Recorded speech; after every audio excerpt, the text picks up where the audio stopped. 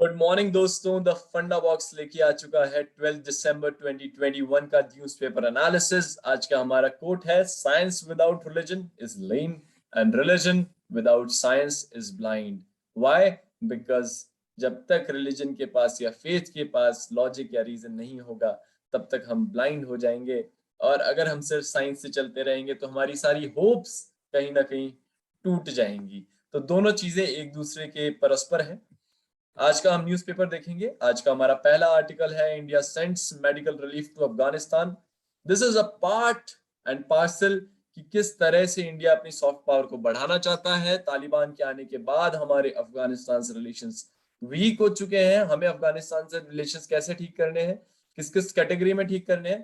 First, किसी भी दुनिया के साथ, देश के साथ जो हमारे रिलेशंस है वो 4-5 पैरामीटर्स पे ही डील होते हैं। First is strategic, right. तो strategic parameter India Afghanistan India के लिए बहुत जरूरी है। सेंट्रल एशिया की है।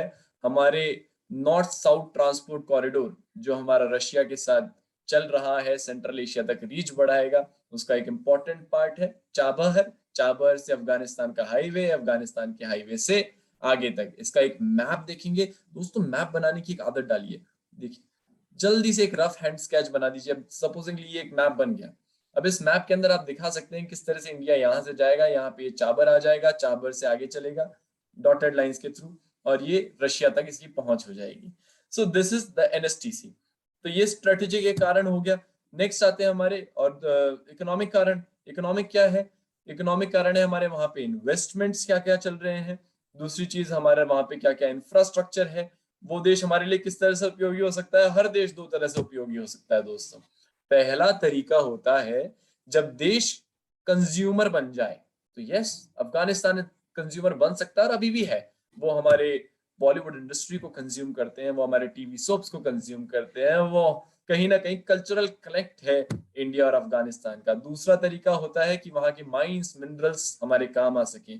Afghanistan is a mineral rich country. India वहां पे भी इन्वेस्ट कर रहा है। तो इकोनॉमिक कारण, स्ट्रेटेजिक कारण, पॉलिटिकल कारण क्या है कि वहां से टेररिज्म सप्लाई होता है इंडिया में। ग्राउंड ऑफ टेररिज्म, उस ग्राउंड ऑफ टेररिज्म को हमें रोकना है और उस ग्राउंड ऑफ टेररिज्म को हमें बंद करना है। तो यहाँ पे ये देश हमारे बहुत ज्यादा काम आ सकता है। तो स्ट्रेटेजिक, इकोनॉमिक, पॉलिटिकल कारण और बाकी जो फैक्टर्स होते हैं, ये एसईपी है। एसईपी के अलावा जो बाकी सारे फैक्टर्स होते हैं, साइंटिफिक और डिजास्टर मैनेजमेंट और अदर्स, वो फिलर पॉइंट्स हो सकते हैं, उसको आप लिख सकते हैं। लेकिन ये तीन चीजें आपको हर देश के कंटेक्स्ट में याद रखनी है। जयशंकर जी का स्टेटमेंट याद रख लीजिए कि भाई हमें तो अनइम्पेडेड और अनरिस्ट्रिक्टेड एक्सेस चाहिए अफगानिस्तान के लिए।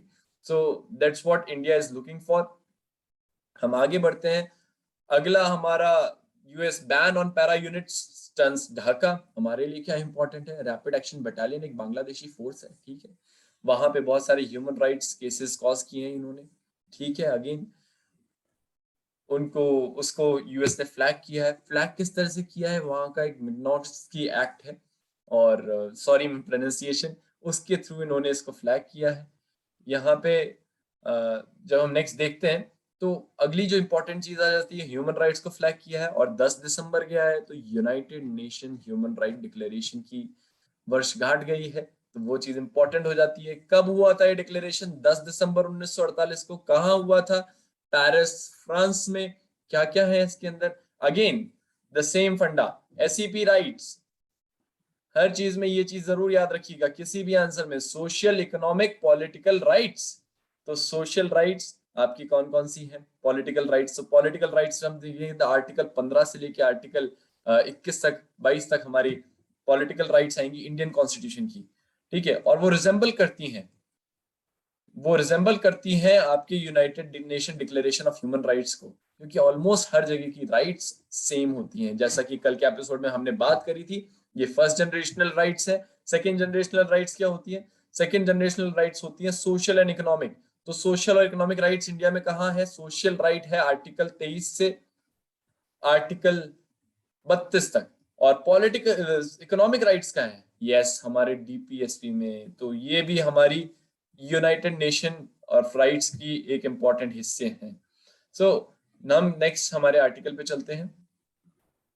नेक्स्ट इज सो फ्रेंड, जब भी हम कोई भी आर्टिकल देखते हैं तो हम उसको किस तरह से डील करते हैं। सपोजिंगली हमने एक आर्टिकल देखा मॉरल पॉलिसिंग का, तो मॉरल पॉलिसिंग में क्या सोचेंगे हम, चलिए ये केस आया 7 arrested in 2 cases of moral policing, पर हमें क्या चाहिए कि मॉरल पॉलिसिंग के एडवांटेजेस क्या है, डिसएडवांटेजेस क्या है। मॉरल पॉलिसिंग का क्वेश्चन कैसे बन सकता है, एक मेंस का क्वेश्चन बन सकता है कि किस तरह से सिविल सोसाइटी ने अपने हाथ में पॉलिसिंग ले ली है। तो इसका क्या मतलब हुआ कि आपका लॉ एंड ऑर्डर फेल हो गया फ्रेंड्स, लॉ एंड ऑर्डर। तो लॉ एंड ऑर्डर क्या सच में फेल हो गया? नहीं, लॉ एंड ऑर्डर है तो आपको पुलिस की सहायता से काम करना पड़ेगा। तो इसका बेसिकली मॉरल पॉलिसी का जब हम डेफिनेशन देखेंगे, that it is an umbrella category of vigilante groups which act to enforce a code of morality in India और in any country.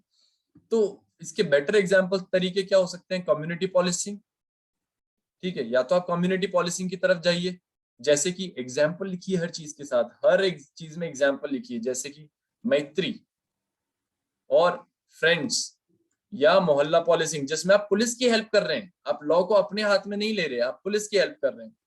Next friends हम आएंगे तो हम देखेंगे कि डिलिमिटेशन पैनल की बात चल रही है। चलिए ये तो एक यूनियन टेरिटरी में हो गया, बट आपको ये पता होना चाहिए कि हमारे देश में 2 कमीशन एग्जिस्ट करते हैं। एक है डिलिमिटेशन कमीशन। तो डिलिमिटेशन कमीशन क्या होता है, it is established by government of India under delimitation commission act के अंदर स्टेब्लिश है। मेन टास्क क्या होता है, डिलिमिटेशन का क्या मतलब हुआ कि आप जितनी भी कॉन्स्टिट्युएंसीज हैं उनकी बाउंड्रीज को रीड्रॉ करिए नए सेंसस के अकॉर्डिंग।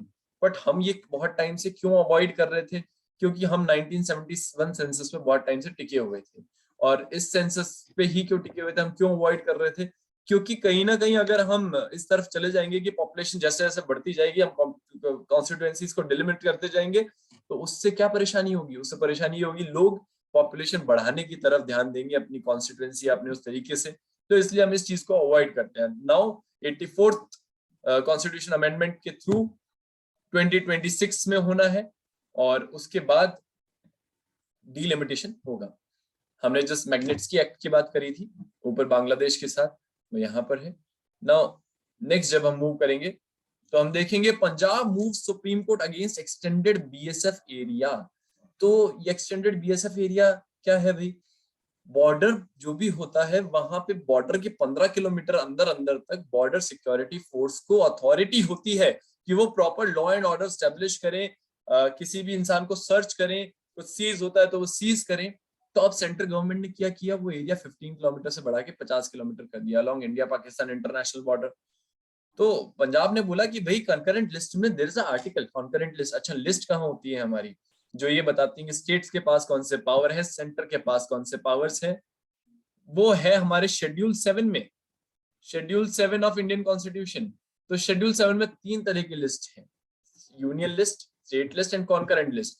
तो yes, this entry is in concurrent list. ये वाली एंट्री कॉन्करेंट लिस्ट में भी है कि अगर ऐसा कोई डिस्टर्बेंस होता है तो स्टेट एक्ट उसका हिस्सा बन सकता है, बट यहाँ पे स्टेट को कंसल्ट किए बिना सेंटर ने किया है। So Punjab has raised a concern. तो आप इसको फेडरलिज्म के एग्जांपल में कोट कर सकते हैं। नेक्स्ट हमारा आता है no drop in stubble burning in Punjab Haryana this year. तो फ्रेंड्स स्टबल बर्निंग क्या होती है, बेसिकली पराली होती है, पराली को जलाया जाता है। तो पराली को क्यों जला रहे हैं हम लोग, पराली को हम इसलिए जला रहे हैं कि बहुत जल्दी से हम दूसरी बुआई कर पाए। मेजर रीजन क्या है, ग्रीन रेवोल्यूशन है। जब आपने चावल की फसल बोई और आपको अगली फसल करनी है और 3 फसलें साल में करनी है, तो आपके पास लिमिटेड पीरियड ऑफ टाइम रह जाता है, तो आपको वो फसल जलानी पड़ती है, you have to burn, and it is a world wide practice. और हर देश में इसके लिए लॉ है, और फिर भी हर देश में एक कॉमन प्रैक्टिस की तरह ही होती है। शॉर्ट टाइम अवेलेबिलिटी का एक मेजर रीजन है। हाँ, हेल्पफुल इफेक्ट्स भी होते हैं अच्छा इसके, लेकिन वो सिर्फ फार्मर्स के लिए है। क्या है, चीपर है, इजियर है, पेस्ट और वीड जो होते हैं वो सारे के सारे खत्म हो जाते हैं, ठीक है। और नाइट्रोजन टाइप जो है उसको कम कर सकती है, लेकिन हार्मफुल इफेक्ट्स बहुत ज्यादा है, न्यूट्रिएंट्स सारे लॉस हो जाते हैं फ्रेंड्स। सॉइल की फर्टिलिटी भी डिक्लाइन होती है कि न्यूट्रिएंट्स भी उसके साथ कहीं ना कहीं अपनी उर्वरकता लूज कर देते हैं। पॉल्यूशन होता है स्मोक से, दैट वी नो, पर कहीं ना कहीं कार्सिनोजेनिक गैसेस भी निकलती हैं ग्रीन हाउस गैसेस के अलावा। और दूसरी चीज, अच्छा आप एक चीज देखिएगा, एक क्वेश्चन आया था यूपीएससी में 2015 में, क्या था वो क्वेश्चन, वो क्वेश्चन ये था बेसिकली कि किस तरह से इंडिया के नॉर्दर्न सिटीज में तो पॉल्यूशन होता है, एयर पॉल्यूशन होता है इस टाइम पे, और सदर्न सिटीज में नहीं होता। तो बेसिकली फ्रेंड्स उसका मेन कारण क्या है, जल्दी से एक मैप बनाइए इंडिया का, जैसा कि मैं हमेशा बोलता हूँ। तो आपने मैप ड्रॉ किया, फिर आपने कारण बताया।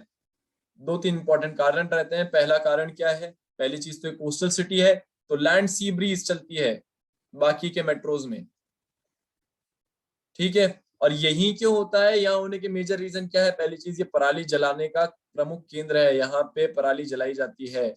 और दूसरी चीज क्या होती है, जो वेस्टर्न डिस्टर्बेंस आते हैं, वेस्टर्न डिस्टर्बेंस वो क्या कॉज करते हैं, इन्वर्जन ऑफ टेम्परेचर।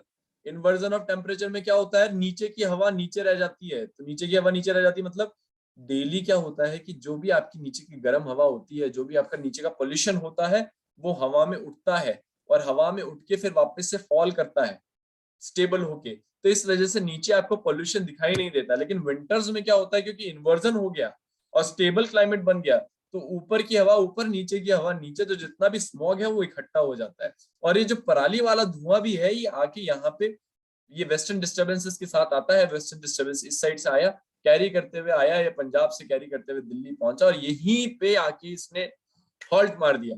तो इस वजह से ये मल्टीपल फैक्टर्स कॉज करते हैं, दिल्ली का पोल्यूशन और बाकी जगह नहीं होता। हार्मफुल इफेक्ट में और क्या है,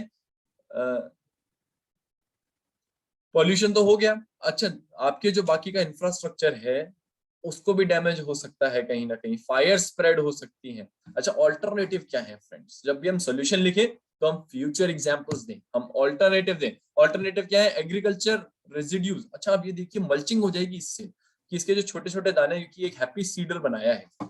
हैप्पी सीडर क्या करता है कि आपका वो सीड लगाते हो इनको उखाड़ेगा, इनका थ्रेशेस में बिखेरेगा और आस पड़ोस में स्प्रेड कर देगा। इससे मल्चिंग हो जाएगी, आपका सॉइल का मॉइस्चर भी कंजर्व हो जाएगा, है ना। दूसरा क्या, एक एंजाइम है जो कि स्टबल को डिकम्पोज कर देता है इनटू यूजफुल फर्टिलाइजर। तीसरा क्या है, कल की अखबार में न्यूज थी कि स्टबल को लोग सरकार खरीद रही है कि आप हमें दो, हम आपको पैसे देंगे और उससे हम एनर्जी बनाएंगे। तो वेस्ट टू एनर्जी, है ना। चौथा क्या है, पूसा का भी एक ऑल्टरनेट बना है जिसके अंदर वो क्विकली इसको स्प्रेड करवा देंगे और साथ के साथ उसका वहीं के वही मन्योर तैयार करवाएंगे। तो बेसिकली कहीं ना कहीं इसको भी अगर आप एमएसपी के मॉडल पे ले जाएंगे तो इससे आपको काफी मदद मिल सकती है। Next is government empowering small farmers. Modi ji ने कहा है कि सरयू कैनाल का इरिगेशन प्रोजेक्ट को इनॉग्रेट कर रहे थे, तो तब हमारे प्रधानमंत्री जी ने ये कहा। तो बेसिकली अब हम देखते हैं कि सरयू प्रोजेक्ट के ऊपर बेसिकली क्वेश्चन क्या बन सकता है। तो सरयू किस रिवर की ट्रिब्यूटरी है, ये बताना है आपको। कमेंट बॉक्स में लिखिएगा वीडियो पॉज करके, शारदा, यमुना, गंगा, गंडक। तो इस तरह से जब भी कोई ऐसी चीज आए तो आपको क्या करना है, सरयू कैनाल आया, सरयू को आपने सबसे पहले गूगल पे डाला, देखा कि सरयू रिवर क्या है, और आप आगे बढ़ गए। तो this is the basic mechanism of reading a newspaper. तो Saryu is a tributary of Sharda river. ये शारदा रिवर की ट्रिब्यूटरी है, कहीं ना कहीं चोकिंग रिवर भी कहा जा रहा था, बिल्कुल चोक हो चुकी थी ये रिवर। कहां से आती है, उत्तराखंड से निकल के आती है। सरयू नदी उत्तराखंड से निकल के आती है, और उत्तराखंड में ही इसका उद्गम स्थान है, और आगे जाके वो शारदा में मिल जाती है। नेक्स्ट, ये प्रोजेक्ट आपको बहुत ज्यादा हेल्प करेगा, 14 लाख हेक्टेयर ऑफ लैंड को इरिगेट करेगा। तो इरिगेशन पोटेंशियल क्रिएट हो रहा है, आईपीसी क्रिएट हो रहा है बेसिकली इस केस के अंदर, ठीक है। और आईपीसी क्रिएट हो रहा है तो हम देखेंगे कि एक मोदी जी ने एक बहुत अच्छा स्टेटमेंट दिया है कि भाई हम बीज से बाजार तक, फ्रॉम सीड टू मार्केट, और खेत से खलियान तक आपकी हेल्प करेंगे, फ्रॉम फार्म टू बार्न। तो अच्छा, इसमें 4 तरह की चीजें दे दी इस छोटे से स्टेटमेंट में। आप देखिएगा, बीज क्या है, आपका इनपुट। बाजार क्या है, आपका market, that is forward linkage. और खेत क्या है, आपका बैकवर्ड लिंकेज। और खलियान क्या है, आपका वेयर हाउसिंग। तो अगर आपने किसान को ये चारों चीजें दे दी तो फिर किसान को और किसी चीज की जरूरत नहीं पड़ती। नेक्स्ट हम मूव करेंगे, एनटीसीए प्रोटेस्ट निकाले हैं स्टूडेंट्स ने। तो एनटीसीए क्या होता है भाई, हम एनटीसीए को देखते हैं, सिटीजनशिप अमेंडमेंट एक्ट को देखेंगे। तो इसमें सबसे पहली चीज आ जाएगी कि भाई सिटीजनशिप आखिर है ही क्या। तो हमारी जो सिटीजनशिप है ना दोस्तों, वो 2 पिलर्स पे टिकी हुई है। पहला पिलर तो है आपका कॉन्स्टिट्यूशन ऑफ इंडिया, आर्टिकल 5 से लेके आर्टिकल 11 तक अच्छे से देख लीजिएगा। उसके बाद अगला पिलर है आपका सिटीजनशिप अमेंडमेंट, सिटीजनशिप एक्ट 1955। उसके आधार पे हमारी सिटीजनशिप टिकी हुई थी। क्या कहता है ये एक्ट कि 26 जनवरी 1950 से 1987 तक के जो भी लोग बॉर्न हुए हैं देश में, वो सीधे सीधे इंडिया के सिटीजन्स हैं by birth, regardless of their nationalities of parents. तो इसको क्या कहते हैं? Citizenship by birth. लेकिन इंडिया ने डिसकंटिन्यू कर दिया फ्रेंड्स। यूएस करे ना करे, इंडिया ने डिसकंटिन्यू कर दिया। इंडिया ने बोला कि अब इसके बाद आप तभी माने जाएंगे जब one of your parents is Indian. अगर आपका एक पेरेंट इंडियन नहीं है तो आप इंडियन सिटीजन नहीं कंसिडर किए जाएंगे जब तक आप नेचुरलाइजेशन या रजिस्ट्रेशन या अन्य तरीकों से सिटीजन नहीं बन जाते। इनकॉर्पोरेशन एक तीसरा तरीका है, that these are the only 4 methods जिससे कि आप इंडिया का सिटीजन बन सकते हैं। इसके लिए भी हमारा एक प्रीलिम्स का क्वेश्चन है, देखिएगा। So which is not a form of citizenship acquisition in India, और कमेंट बॉक्स में इसका आंसर बताइएगा। एक्विजिशन और लॉस किस तरह से होता है सिटीजनशिप का फ्रेंड? तो एक्विजिशन का बेसिक जो तरीका है वो यही है कि आप बर्थ से, या तो बर्थ से बने या आपका पेरेंट हो कोई ना कोई इंडिया में, ठीक है। OCIX के लिए अलग क्वालिफिकेशंस होती है। इसको मैं इस पूरी स्ट्रीम को आपके इन पूरे कमेंट्स को हम आपको PDF बना के देंगे, उनको भी आप विजिट कीजिएगा। रजिस्ट्रेशन से भी आप सिटीजन बन सकते हैं if they are married to an Indian citizen, are minor children of Indian citizen, or are of Indian origin and living either in the country or outside the area of pre-partition India। ठीक है। अब तीसरा तरीका जो आता है इसके अंदर वो है कि नेचुरलाइजेशन से आप कैसे बन रहे हैं, रजिस्ट्रेशन कम नेचुरलाइजेशन से। तो जो लोग इस तरह से बनते हैं, eligible individuals must be resident of the country. आपको भारत में 14 में से आप 11 साल रहे हैं मिनिमम, और पिछले 12 महीने से यहाँ पर है, तभी आप अप्लाई कर सकेंगे। नाउ देयर्स द कैच, यहीं पे सिटीजनशिप अमेंडमेंट एक्ट ने चीजों को चेंज किया है। कैसे चेंज किया है सिटीजनशिप अमेंडमेंट एक्ट ने चीजों को? इन्होंने बोला भाई अब 14 साल की रिक्वायरमेंट नहीं है, अब आप 5 साल रह लिए तो आप बन सकते हैं। और इसमें क्या क्लॉज जोड़ दिया? इसमें आपने हिंदू, मुस्लिम, बुद्धिस्ट को ऐड कर दिया और बाकी 2 रिलीजन्स को डिवाइड कर दिया, जैन्स को भी ऐड कर दिया। तो जो इंडिक रिलीजन्स थे, जो इंडिया में जन्मे थे, उन रिलीजन्स को ऐड कर लिया, बाकी को डिवाइड कर दिया। तो इसमें यूनाइटेड नेशंस ने ऑब्जर्वेशंस दिया कि ये जस्ट सोली प्रिंसिपल के खिलाफ है। किस प्रिंसिपल के खिलाफ है फ्रेंड्स? याद रखिएगा इसका नाम, जस्ट सोली प्रिंसिपल। तो जस्ट सोली प्रिंसिपल कहता है कि आप सिटीजनशिप देने में किसी भी तरह का भेदभाव नहीं कर सकते। तो जस्ट सोली प्रिंसिपल के डेरोगेटरी आपको नहीं जाना चाहिए। आप परसिक्यूशन से बचा सकते हैं, लेकिन आप परसिक्यूशन से सारे रिलीजन्स को बचाइएगा। तो इस वजह से इंडिया में कहीं ना कहीं CAA प्रोटेस्ट हुए। अच्छा ये देखिए, anti CAA protest north east में क्यों निकल रहे हैं फिर? क्योंकि वहां पे तो ऐसे कोई ज्यादा इश्यूज आते नहीं है, और वहां पे तो एंटी माइग्रेशन प्रोटेस्ट ही रहते हैं। Friends, this is due to NRC, जो इसका एक और हिस्सा है। तो NRC क्या है? अब जब NRC करवाएंगे, जैसे कि आसाम में हुआ, तो NRC और बाकी की चीजें, या फिर अगर आप माइग्रेशन को अलाउ कर देंगे, तो माइग्रेशन को जब अलाउ करेंगे आप, तो कहीं ना कहीं वहां के जो ILP हैं, परमिट्स चाहिए होते हैं नॉर्थ ईस्ट की कुछ जगहों पे जाने के लिए, और आप आर्टिकल 19 जैसा रीजनेबल रिस्ट्रिक्शन बताता है, आप हर जगह जाके नहीं रह सकते नॉर्थ ईस्ट के अंदर। तो वो वाली चीज एब्रोगेट हो जाएगी कहीं ना कहीं, और इसलिए नॉर्थ ईस्ट भी इस CAA के अगेंस्ट में प्रोटेस्ट निकाल रहे हैं नॉर्थ ईस्ट में कुछ जगह। Next is Chakma and Hajong census हो रहा है। बस अपन को क्या याद रखना है? चकमा और हाजोंग कहाँ की जनजातियां हैं? चकमा और हाजोंग जनजातियां हैं अरुणाचल प्रदेश की। तो ये आप रिमेंबर रखिएगा कि ये अरुणाचल की जनजातियां हैं। नेक्स्ट हम आगे बढ़ेंगे। MSP is key to diversify crops। Friends, MSP कैसे की है डाइवर्सिफाई करने की क्रॉप्स को? इसमें यहाँ पे SKM और कुछ लीडर्स जो है, फार्म लीडर्स, एक आर्ग्यूमेंट रेज करते हैं कि अगर आपने राइस और व्हीट पे MSP दी है तो सब लोग राइस और व्हीट ही उगाएंगे। आप बाजरे पे देख लीजिए, बाजरा उगाने लगेंगे लोग, आप कीमत दीजिए, क्योंकि market is move by economics. तो मार्केट इकोनॉमिक्स से मूव करता है अगर, और कहीं ना कहीं इकोनॉमिक्स के साथ साथ स्टेबिलिटी देखता है। तो जब किसानों को दिखेगा कि बाकी क्रॉप्स में वॉलेटिलिटी है और यहाँ पे स्टेबिलिटी है, यहाँ अच्छा पैसा मिलेगा, तो किसान वो क्रॉप उगाएगा। ये कहना है SKM का। साथ ही साथ जब ये वाला टॉपिक आ गया है तो हमें देखना है कि बेसिकली MSP होती क्या है। सो MSP कि हमें देखने पड़ेंगे कि एडवांटेजेस क्या है, डिसएडवांटेजेस क्या है। तो मेजर एडवांटेज जब हम देखते हैं, अगेन स्टेबिलिटी वाली बात आती है, प्राइस वॉलेटिलिटी बचाता है, मिनिमम प्राइस की श्योरिटी देता है, शॉर्ट टर्म में क्रॉप्स को कंट्रोल करता है, सप्लाई और डिमांड का मैकेनिज्म बनाए रखता है, फेयर प्राइस शॉप्स के थ्रू। अच्छा, क्या डुअल सिस्टम क्या है हमारे पास, कि हम एक हाथ से खरीदते हैं और हमारा पीडीएस सिस्टम हमारे एमएसपी सिस्टम पे डिपेंडेंट है। राइस और व्हीट हमें लोगों को बांटना है, तो हमें एमएसपी पे हम पहले किसानों से फसल को खरीदेंगे और फिर राइस और व्हीट बांटेंगे। तो it's a two hand thing, ये डुअल चीज है। तो इस डुअल चीज को ध्यान में रखते हुए इस तरह की चीज आ जाती है। नेक्स्ट क्या है कि कहीं ना कहीं इंस्टीट्यूशनलाइज कर देते हैं हम सिस्टम को, किसानों को इंस्टीट्यूशनलाइज मैकेनिज्म में ले आते हैं, मनी लेंडर्स के बाहर ले आते हैं, मनी लेंडर्स के हाथों से बाहर ले आते हैं। कैसे?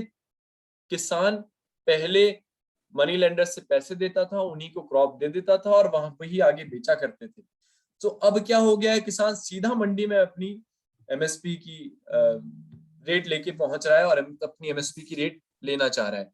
नेक्स्ट हम आते हैं डिसएडवांटेजेस पे, कि बेसिकली इसमें क्या हो रहा है कि स्टडी कहती है कि 80% इसका फायदा हमारे स्मॉल और हमारे लार्ज स्केल फार्मर्स ही ले रहे हैं। हमारे स्मॉल और मीडियम स्केल फार्मर्स को तो कोई खास प्रॉफिट हो नहीं रहा, क्योंकि वो लिमिटेड प्रोडक्शन करते हैं और वो अभी भी गांव के गांव में बेच देते हैं।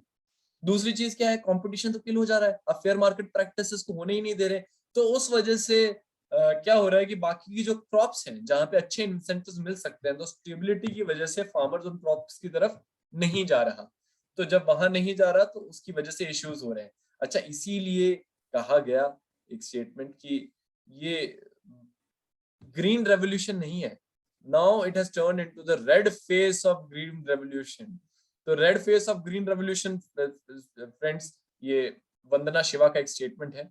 और ये स्टेटमेंट क्या कहता है कि इंडिया का जो ग्रीन रेवोल्यूशन था, इट हैज फेल्ड। क्यों? क्योंकि पहली चीज तो प्रोडक्टिविटी बढ़ने की जगह फार्म प्रोडक्टिविटीज डिक्रीज होने लगी है। दूसरी चीज, आपकी जो रूरल ट्रैंक्विलिटी है वो लूज होने लगी है, क्योंकि आपने एमएसपी दिया तो सिर्फ लोग एक तरह की क्रॉप्स उगा रहे हैं, उसकी वजह से रूरल एनवायरनमेंट को नुकसान पहुंच रहा है, एनपीके रेशियोज बिगड़ रहे हैं, सब कुछ चेंज होता जा रहा है। तो अब बेसिकली अब तरीका क्या है, हमें मूव करना पड़ेगा ग्रीन रेवोल्यूशन 2.0 के लिए। उसके लिए देखते रहिएगा हमारे videos. We are making a special video on green revolution 2.0। ये फ्रेंड्स, ये टॉपिक बहुत जरूरी है, क्योंकि यूपीएससी पेपर 3 में कम से कम 40 से 50 मार्क्स का एग्रीकल्चर पूछती है। So agriculture is a must. Next हमारा टॉपिक आता है, man in India takes 82% of labour income. तो मतलब सिर्फ फीमेल्स 18% लेबर इनकम ले रही है। क्रिस्टीन लगार्डे का स्टेटमेंट रहा, याद रखिएगा, दैट इन्वेस्टमेंट इन विमेन और investment in girl is the best investment a country can make. तो एशिया का एवरेज है 27%, इंडिया का एवरेज है 18%। सो इंडिया एशिया के एवरेज से भी नीचे है। अगर हम इस 18 को भी 40 तक भी कन्वर्ट कर ले तो हमारी इकोनॉमी मल्टी लेटरली राइज कर जाएगी। Protecting wild life, 2054 cases registered in 3 years. हमारे काम की क्या चीज है, कौन प्रोटेक्ट करता है वाइल्ड लाइफ को? Wild life crime control bureau. Wild life crime control bureau का अब आप ये देखिएगा, यहाँ पे सेव कुरमा आया हुआ है कि एक मिशन लॉन्च किया है।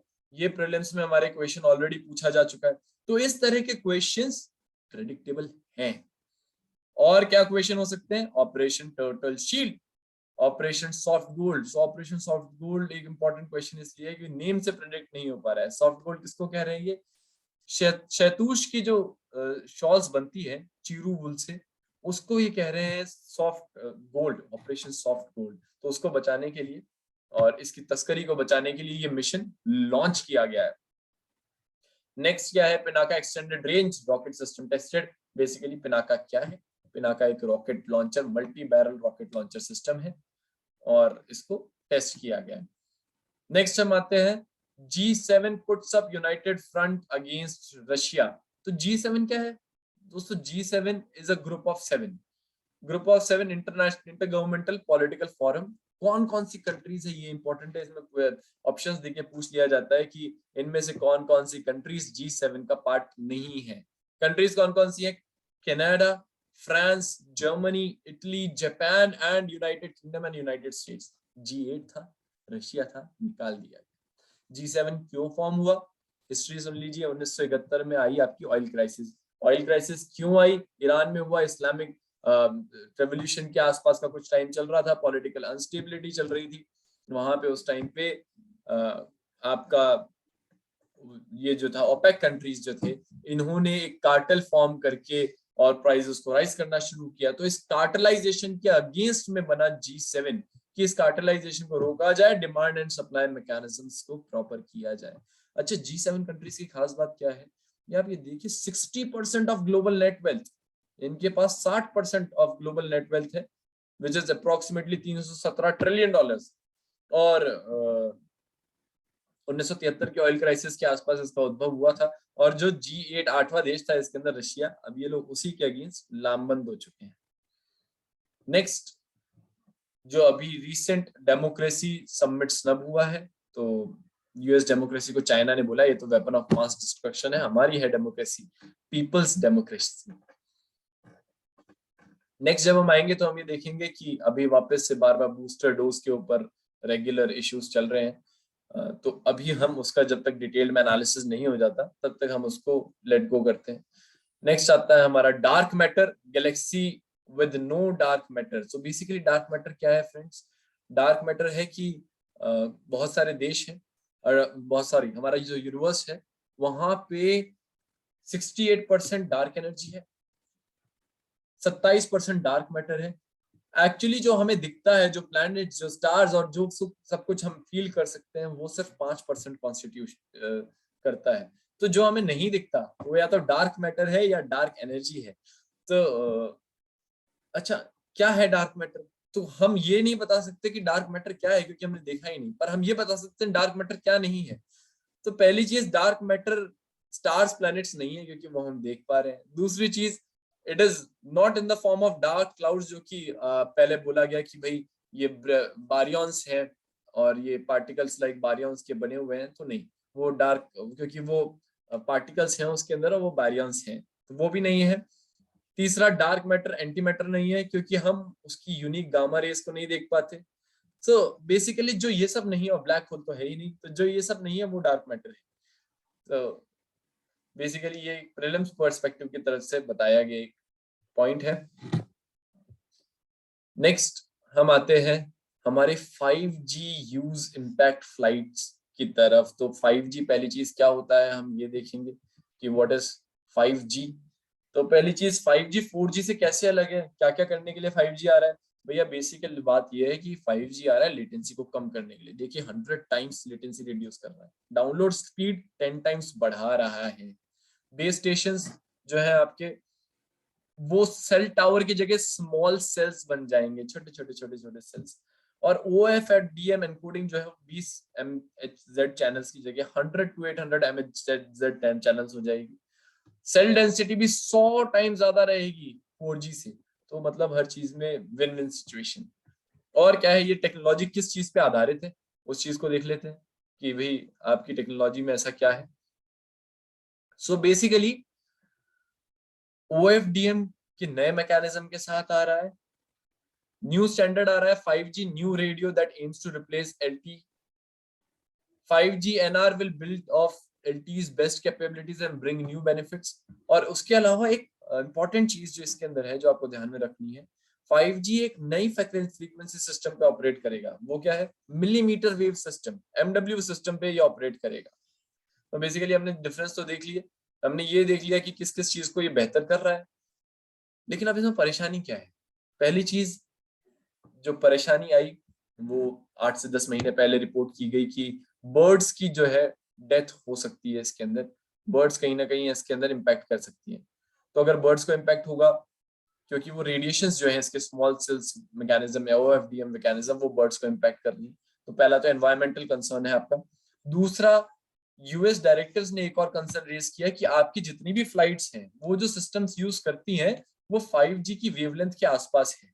तो अगर वो 5G की वेवलेंथ के आसपास है, उसके सी बैंड उसके आसपास है, तो फिर अगेन ये वाली चीज प्रॉब्लम होगी। तो या तो 5G रह जाएगा या फिर पूरा का पूरा हमारा जो एयरलाइन ट्रैफिक कंट्रोल और सारी चीजें हैं उसको चेंज होना पड़ेगा। तो उन्होंने इस चीज को फ्लैग किया है। सो फॉर नाउ हम क्या कर रहे हैं, फॉर नाउ 5G को छोटा कम पावर मैकेनिज्म पे चालू करने की वो है, जब शुरुआत की पहल की जा रही है, जब तक कि वो कंप्लीट इंटेंसिटी पे स्टार्ट नहीं हो जाता। दूसरी चीज कही गई, which states in North East are under AFSPA.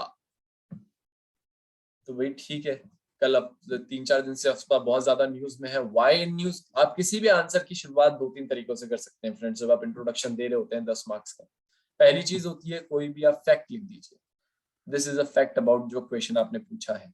दूसरी चीज होती है आप उसको किसी करंट अफेयर्स के साथ रिलेट करें, करंट अफेयर्स के साथ रिलेट करते हुए उस क्वेश्चन को शुरू कीजिए, ठीक है। और तीसरी चीज, डेफिनेशन के थ्रू आप उस चीज को शुरू कीजिए। तो अगर आप अफ्स्पा के क्वेश्चन को करंट अफेयर्स के साथ शुरू करना चाहते हैं तो आप बताएं कि किस तरह से अफ्स्पा की वजह से 14 निर्दोष लोगों की जान गई नागालैंड के अंदर, ठीक है, निर्दोष कंप्लीटली इनोसेंट लोगों की जान गई, ठीक है। दूसरा, आप फैक्ट से अगर आप शुरू करना चाहें तो आप बता सकते हैं कि it is alleged by Amnesty international